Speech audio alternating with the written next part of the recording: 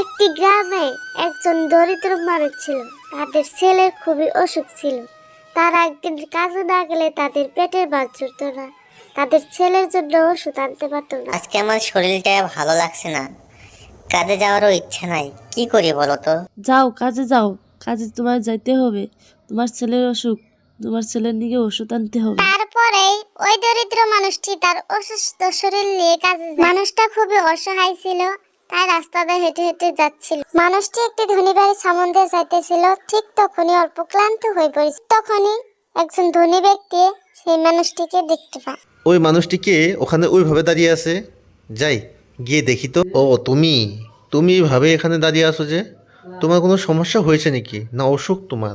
হ্যাঁ সাহেব, আমার শরীরটা খুব ভালো না, অল্প খারাপ লাগলো তাই এখানে অল্প দাঁড়িয়ে আছি। এদিকে তুমি কোথায় যাচ্ছ? এখন আমি কাজে যাচ্ছি সাহেব, কারণ আমার ছেলে খুব অসুস্থ, তার কিছু ওষুধের দরকার, আর আমি কাজে না গেলে তার জন্য ওষুধ আনতে পারবো না। শোনো, আজকে তোমার কাজে যাওয়া লাগবে না।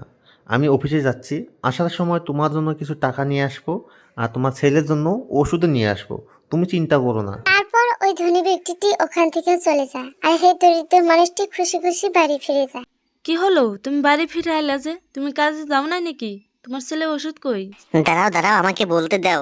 রাস্তায় একজন সাহেবের সাথে দেখা হয়েছিল, তিনি বলেছে আমাদের জন্য কিছু টাকা নিয়ে আসবে আর আমার ছেলের জন্য ওষুধ নিয়ে আসবে।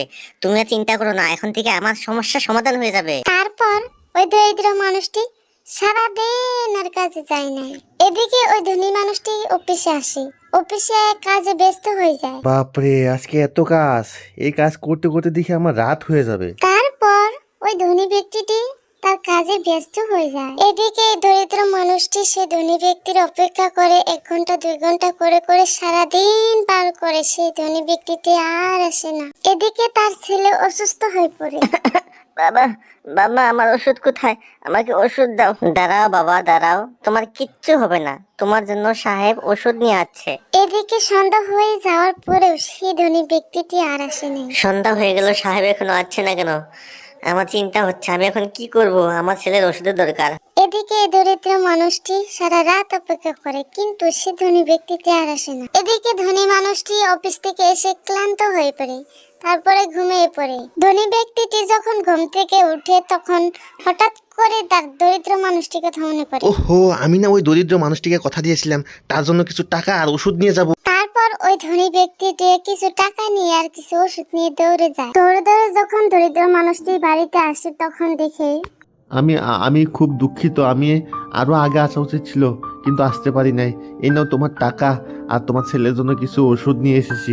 এইগুলো দিয়ে এখন কি করব সাহেব, কারণ আমার ছেলে তো আর দুনিয়ায় নেই, তিনি আমাদেরকে ছেড়ে চলে গেল, মরে গেল আমার ছেলে, তাকে সময় মতো আমি ওষুধ দিতে পারি নাই। তখন ওই ধনী ব্যক্তি একদম ভেঙে পড়ে আর ভাবে যে কাউকে কথা দিয়ে কথা না রাখলে কত বড় ক্ষতি হয়ে যায়। আর এদিকে দরিদ্র মানুষটি ভাবে যে আজকে যদি ধনী ব্যক্তির উপরে নির্ভর না করে আমি কাজে যেতাম, তাহলে কি জানি আমার ছেলেটা মরতো না, বেঁচে থাকতো।